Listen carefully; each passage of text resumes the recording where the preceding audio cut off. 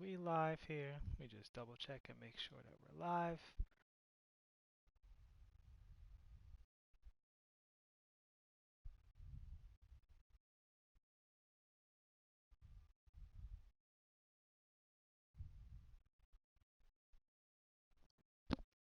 Okay, we are indeed live. All right. So today's video is talking about sharpshooters and which sharpshooter you should build. Just mute that. Okay. So sharpshooters have been massively buffed this year. And to be clear, number one above everything else, when I say sharpshooters, I mean specifically at the guard or wing position. And really, we mean under, say, 6'8" sharpshooters, right? Because 6'9" and over is well, I would say 6'10" and over is a different style. That's when you start moving into stretch big territory. When you talk about sharpshooters, you're talking about people who are on the perimeter playing the new style that sharpshooters are able to play. So last year,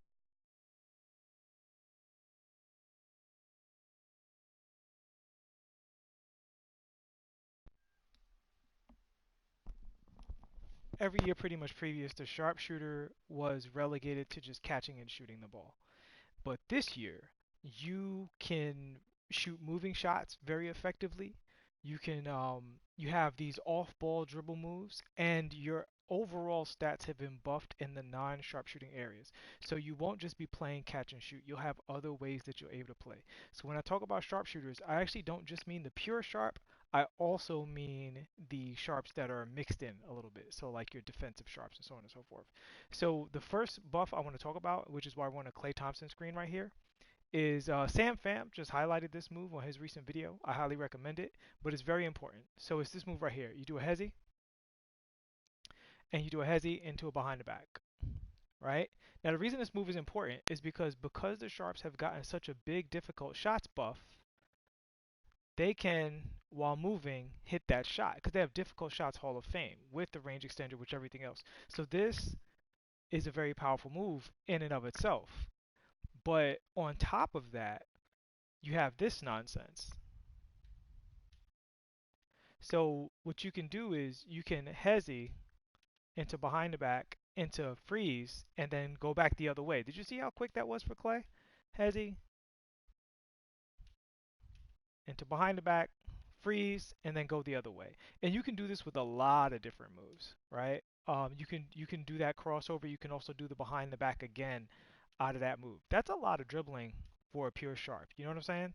Like that's the fact that they can do this and get the offensive and get the difficult shots is a very strong buff for them.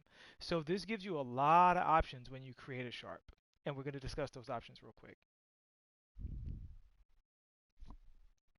So you have your pure sharp and then you have your mixed archetypes. I'm going to leave out the play sharp because everybody knows what the play sharp is all about. Well, yeah, I'll leave it out for now. We've discussed that build like ad nauseum. It's a very strong build. Go ahead, make it. There's only a few ways to make it poorly. Just don't leave out defense. Blah blah blah. But let's look at your other options with your sharpshooters. Gonna make this real quick.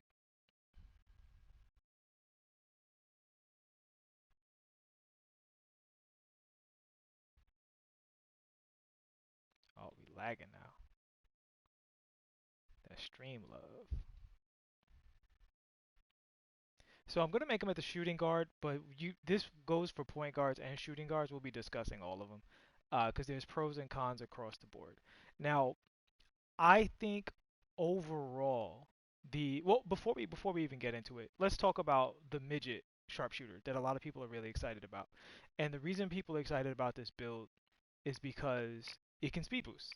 It can actually speed boost right off the bat if you make them short enough. If you're a crazy person, right? So you know you put up your shooting, you put up your ball handle, and you shrink him down to 5'11. You shrink his arms, and he gets an 86 ball control. So obviously you're an absolute liability on defense. There's not a build in the game that you can defend.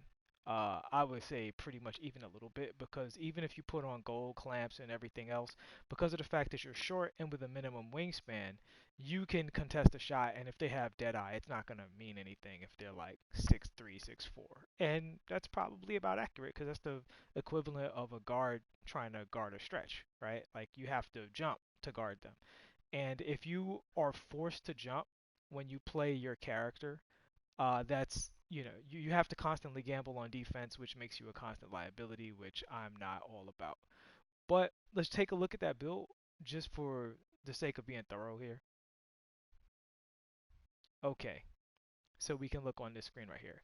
So at 6 feet, you get an 87 speed. I'm on shooting guard, so I can't go to 5'11", but you get an 87 speed on I think both of them. The big difference is when you go down to 5'11", you can go to 86 ball handle, whereas on 6 feet it caps out at 85 ball handle. So you can see here the shooting is amazing. Um, the dribbling is amazing. At 87 speed, it's actually respectable. But look at those defensive stats. Obviously, even with points in interior defender, that means nothing. Your steal is actually pretty high, so if you throw a steal badge into it, you will probably pick ball handlers. That might be the only form of defense you can play. But your driving dunk took a hit. Not that it was good to begin with.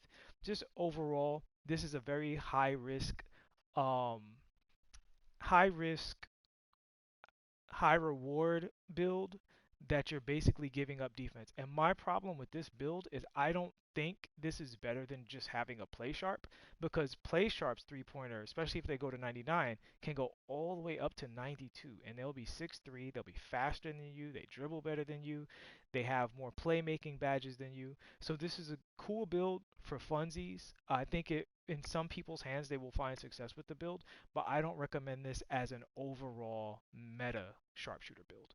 So what would be a meta sharpshooter build? So let's start with the pure sharp first and foremost, since we're already on that pie.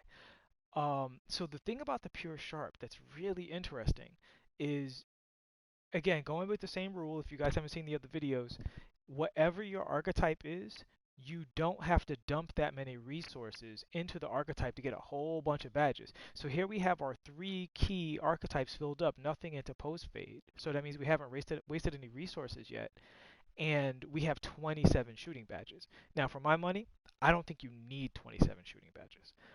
Or more than 27 shooting badges. I don't think you need the full 30, which means you can dump everything else into defense and playmaking, and then you can dump the remainder into slashing if you so choose. I actually tend to be inclined to, like I said, it's because the dunk is capping out at 64. The 64 is not a great number in 2K, so I would bring it down to 60 and dump this into something more useful. But for now, we'll just leave it there because that's kind of irrelevant. The most relevant thing is that we have these 9 defensive badges, 10 playmaking badges, and 27 shooting badges. I'd probably go up to 10 defensive badges. In fact, let's go ahead and do that. Let's go ahead and get 10. Can we get 10 defensive badges? No, that's all we can get. I think shooting guard gets less than point guard. I think point guard gets 10 when you fill up the max. That's interesting. Okay, so moving on. The important thing about this build, and this is the key that I want you guys to look at in terms of the pure sharp, what your options are. So let's keep it at 6'5" for now, because again, we're not moving into that tall range. Look at what happens when I raise my wingspan. So I raised my wingspan, and I took a teeny tiny hit on mid-range. I raised it again. I took a little bit more of a hit, but I still have 92 and 93. Because of what we know of going to 99, that's basically plus 4. So it's a 96 and a 97 plus Hall of Fame shooting badges. But the magic number I want you to look at is that 75 steal and 75 defensive rebound and 71 block. The pure sharpshooter is a much better defender than they were last year by far. So you almost off rip are basically a two-way. Not totally a two-way, but you can perform more like a two-way the more you extend these arms. Now, 90 is a big hit. I mean, you still have a 93-point shot, so you shouldn't be missing anything. But the reason I would say keep it in this area if you wanted to bring in some of those defensive attributes is what we can talk about with the badges here. So let's just leave this alone. And obviously, shot creator. So let's say build complete just for now, so we can look at these badges. So good crew, Allen Houston, Victor Oladipo. So the key with this build is with an 80 speed, pretty decent, not max, but decent wingspan, right? You're looking at a situation where you can really guard your position very, very well. And you can probably guard some small forwards like a 6'8" because of your wingspan. When you contest those shots on the perimeter, you might be okay. And depending on how much weight and strength you put into your build, how much you're willing to sacrifice speed, you're in a good situation. So here's the other thing about how sharps have been buffed. It's this badge right here, slippery off ball. So with slippery off ball and difficult shots and steady shooter, which I do think on a sharp is a very, very good badge. People are starting to avoid this badge because on paper it says it gives you a minor hit for open shots, but if your three-pointer is a 93, I mean, if you miss, that's on you. You know, that badge isn't the reason you missed if you're missing with a 93 three-point shot, particularly if you have Hall of Fame catch and shoot. And that's why I said 98, 27 is the perfect number for this character because of the fact that you can go Hall of Fame on every important badge if you want. All of these other badges for your build are not important.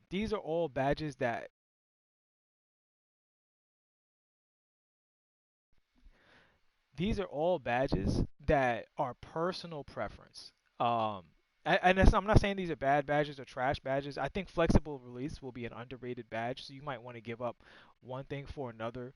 But this build, the way it is right here, is an excellent shooter that can score off the dribble with those cheesy dribbles that we showed in the beginning with Klay Thompson, who we all know is not a great ball handler. So his ball handle rating is probably not higher than yours.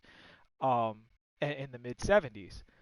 And off the ball, you have the slippery off ball, which is basically ankle breaker for sharpshooters, right? So when you do those off ball moves, if somebody didn't invest into off ball defense, they're going to be in serious trouble guarding you off the ball, particularly because you don't have to catch and stop now. You have difficult shots on Hall of Fame, which means you are an absolute beast in the mid range. So before, sharpshooters used to play like Kyle Korver, and the only thing that made them really good was Hall of Fame limitless range. But now, sharpshooters play more like Reggie Miller, Rip Hamilton, Klay Thompson. You have those styles of play open to you. So I do think this is a very, very good build. And the main decision to be made with this build is do you do you want to add defense or do you want to go with the minimum arm span for the for the maximum shooting? But keep in mind, you don't want to put your arm span down but so low because if you have it at 94 or 95, you're going to have a 98 or 99 if you go to 99 anyway because of those added four attributes. Before we move on to the next build, I just want to say what's up to the chat. Side Gold, Monitor, Render, Big Heck Money, Tonio. I see you guys. Thank you for participating. If you guys have any questions, I will take a look at the chat, and try to answer them. But for the pure sharp build, I think this build is the way to go. I don't think this build needs to be taller than this. Not that I think the 6'7" is bad. I think the 6'7" is probably still pretty good. The advantage is you'll be able to shoot over people, but I think the hit you start taking on speed when you go below 80 is not worth it. Because you're not finishing in traffic, you're not a defensive stopper, you're just a solid defender. But I think this build in the right hands will play a lot more like Klay Thompson than you think. And one thing I wanted to address before moving on is these defensive badges. Now, I said on gold clamps, gold intimidator is kind of a no-brainer for the point guard. But as the shooting guard position, you're switching over to the point guard. You're not guarding point guards primarily if you play in pro-am. So if you play in pro-am, you might be able to knock these down a little bit and go to pick dodger and pickpocket. Because when you see dribblers dribbling in front of you, if you have and for my career, throw in this rebound chaser to pad your stats and build your character up faster. But in pro am, these badges are going to be more important along with off-ball pest because you want to be able to defend your position. When you make a build, you're thinking, who am I guarding and who's guarding me and who am I playing with? Those are the three most important questions to ask yourself. And this badge set allows you to guard your position very solidly regardless of their style of play, because you still have decent speed. It's not great, but it's decent. and you have great wingspan, and now with Intimidator and Pickpocket, those that wingspan is turning you into a much better defender than you really deserve to be with the pure sharp position. So that's my thoughts on the pure sharp. I do think 6'5" is a really nice sweet spot because you can boost that wingspan and become a better defensive player. And I think again, wingspan is super important when you make these builds. So I'm gonna quit out real quick. Well, I can just complete the build and then we'll move on.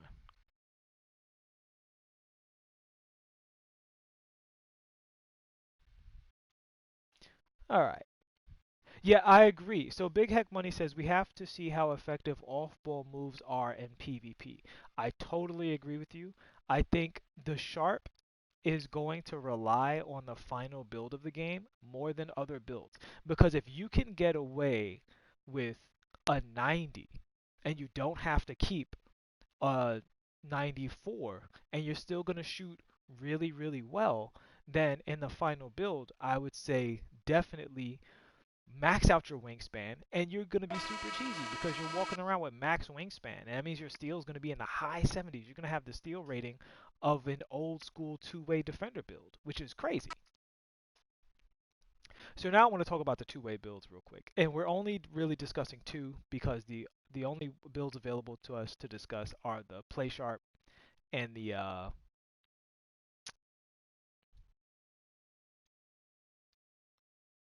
play sharp I mean the play sharp, the slashing sharp, and the defending sharp. So we're going to take a quick look at them.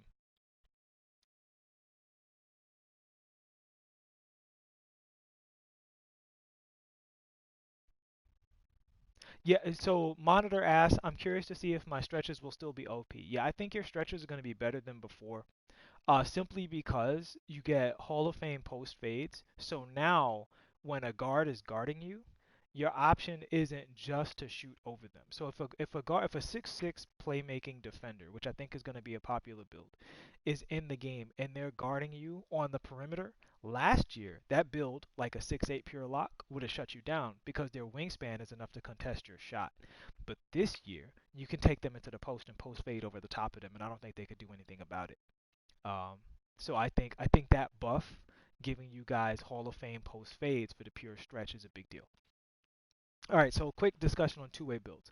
So my official thoughts on the slasher build is, as a fun build, the slasher is great. As a build that you just want to dunk on people, the slasher is fantastic. But for a competitive build, I would say the slasher is very bad. And the reason for that is basically, if you look at the pure slasher, they get a 95 driving dunk and all of these slashing badges.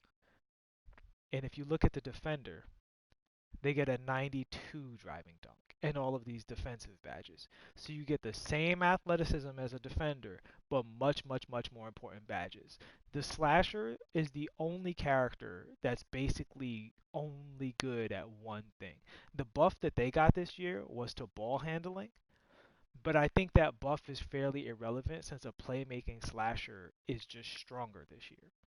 I think because of the badges you can equip. If you want to make a playmaking slasher, but the point is not the slashers, is to say when you compare these two builds, the slashing sharp and the defending sharp comes out ahead because I mean, the same shooting stats, way better defense, and your slashing isn't bad with the defender. You still have a 78 dunk and the same athleticism basically across the board.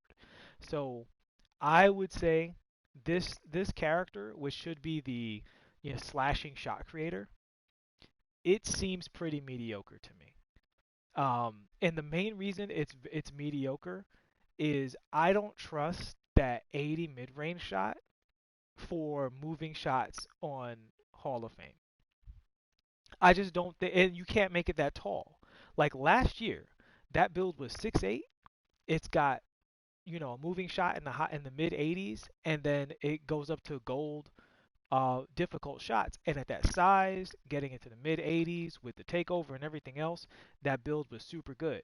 This year, an 83 diving dunk, I don't even think you get the elite dunk packages off of that.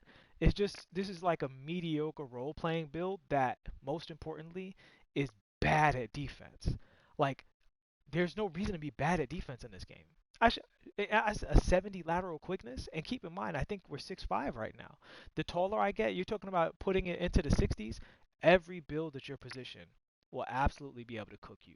So I'm in this early going. I'm giving a big fat thumbs down to the sharpshooting slasher build as a shooting guard. At the point guard, I think at the PG, you make it small, you speed boost. I'm not in favor of that character, but I see why some people are in favor of that character. So give that character a try, see if it suits you. I know Annoying TV is really big on it. I think a Play Sharp is much better than that character, or even a Midget Sharp because they have like a 99 shot with a 86 ball control. But you know, at the shooting guard position, I think this build is a L. But this build is a big W.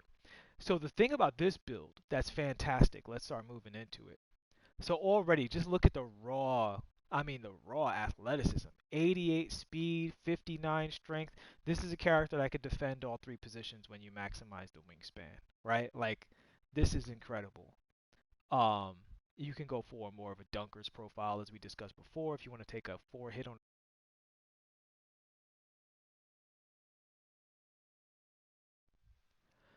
Um, but let's move forward with the speed profile to think of it more as a perimeter defender for now. So this stuff again with this stuff, you know what you're doing. You're defending and you're defending and you're shooting. So it's entirely up to you where you go besides the defending and shooting, whether you want to go more towards slashing or more towards playmaking. That's a style choice, and I think both styles are valid. What I think is not valid is not maximizing defense and shooting as much as possible. So now from here, okay, we have 14 shooting badges. Because of the style of character that you are, you don't need as many shooting badges as other characters. So, if you put it up in ball handle here, you have the option for slashing badges, which could be really valuable to you, or you have the option for more shooting badges, which also would be valuable. I'm gonna go with the slashing badges on this character because if you add the contact dunks to this character, you start getting. I mean, I like that 5 badges right there. Now here's what I usually do at this point. I try to see if I can economize just one or two more attributes out of. No, that's all we can get. So we're probably not going to get another attribute out of that. Nah. So 5 there, and let's go ahead and put it up in pass accuracy just to help that out. This is probably how I would make this build because I see this build as a primarily off um off ball build, right? So let's go ahead and move forward. So the thing about this build that's really different from the sharpshooting build, besides obviously much better defense, but as a shooter, is you are much more of a catch and shoot player, but you are also much better going to the basket. So that is a huge, huge plus for this build because with its speed and with its jumping ability and the wingspan you can possibly add to it if you want. Look at that driving dunk going up to, you know, a 78 driving dunk. That's great at this size, 6'5". I think 6'5" might be the perfect size for this build. But 6'7" is not a bad way to go. I would probably stick with the 6'5" to be honest with you. The weight, that's personal preference. I would go, for me, with weight, I would say as a defender, if you can get 60 strength, keep the 60 strength. So here's the thing about this build. That's the big choice. Now, we already discussed why this build is good. Basically, as far as a role player goes, not a role player, but, uh, a off-ball superstar, right? As far as an off-ball superstar, this guy can make every shot. He can defend all three positions, the one, two, and the three on the perimeter. He can get you blocks, he can get you steals, and he can also give you off-ball dunks. But here's the key: with the 80 and the 80 mid-range and the 80 three-point shot, you have a cushion to say, okay, I can take scorer shots, and that's great. That I'm not knocking that. I think that's a valid way to go. I would definitely not minimize the wingspan because now you just have a character that you might have just wanted to make a play sharp at this size because the little bit of I don't know if the defense is significant enough because of just how important wingspan is in this game. But here's the thing. If you maximize wingspan with this character, this is where this character starts to get really, really silly. Uh, I would probably go with the sharp takeover to make the character dumb, but let's go with the lockdown defender takeover right now because we want to look at these badges.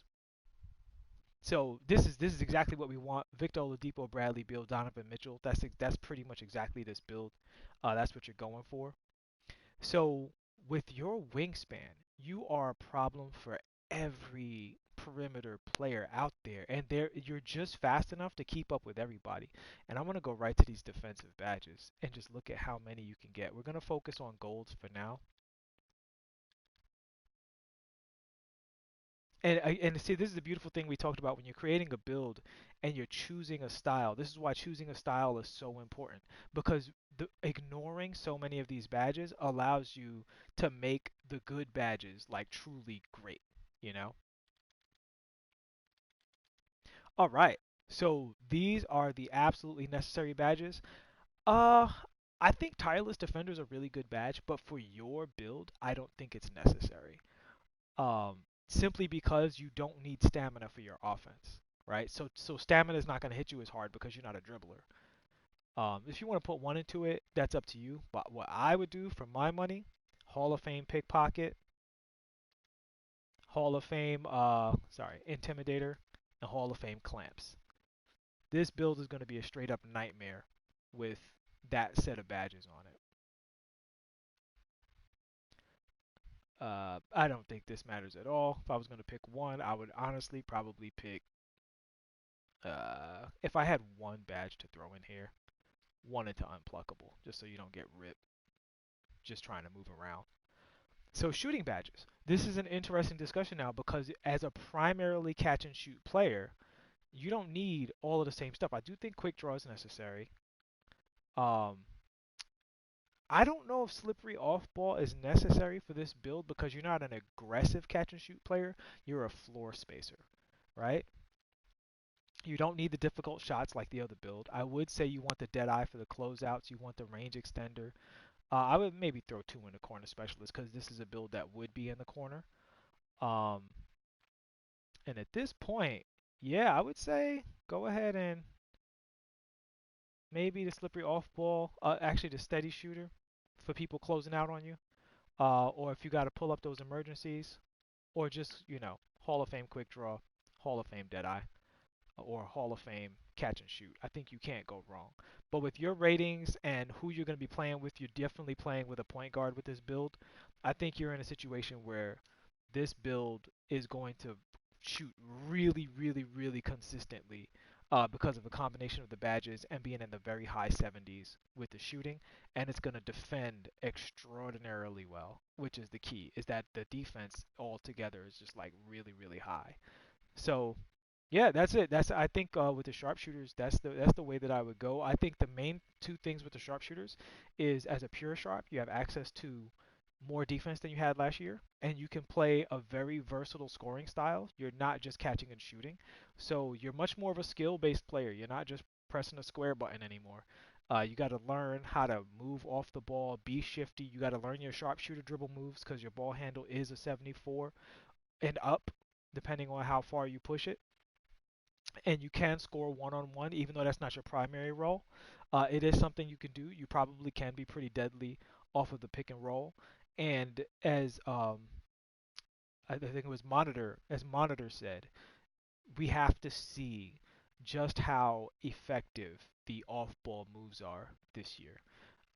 Because if the off-ball moves are effective, and I saw some guys doing some pretty janky, glitchy stuff. So if the off-ball moves are effective this year, you're in a situation where your character is going to be a high volume output offensive player.